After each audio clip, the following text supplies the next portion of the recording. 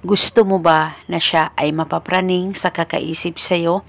Malayo o malapit man kayong dalawa sa isa't isa at sa lahat ng oras, ikaw lamang ang pagkakaisipin niya at siya ay iiyak hanggat hindi ka niya nakikita o nakakausap araw-araw. Kaya kung gusto mo na maging ganito ang partner mo ay gawin itong ritual na ibabahagi ko sa inyo ngayon. Ito'y napakasimpleng ritual at paniguradong ito'y napaka-epektibo at makakatulong ito sa inyo. Kaya magtiwala ka lang sa mga ganitong pamamaraan.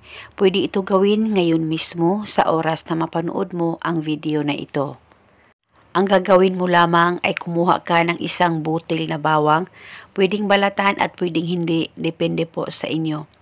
At pagkatapos, hawakan mo ang isang butil na bawang, ilapit sa baba mo, mag-focus at mag-concentrate ka, pakaisipin mo ng mabuti ang target. At dapat ikaw lamang mag-isa kapag gagawa ka ng ritual at pagkatapos ibulong mo ito sa isang butil na bawang. Pangalan at apelido, sa kapangyarihan nitong bawang, ikaw ay mapapraning sa kakaisip sa akin kahit nasaan ka man naroon ngayon. Ibulong mo lang ito ng paulit-ulit kahit ilang beses ay pwedeng-pwede po. Pwede ka rin magdagdag ng hiling kung gusto mo, wala pong problema.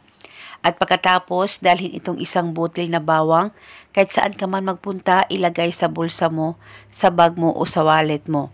At pwede mo rin itong ilagay sa unan mo sa tuwing ikaw ay matutulog at paniguradong mapapraning siya sa kakaisip sa'yo.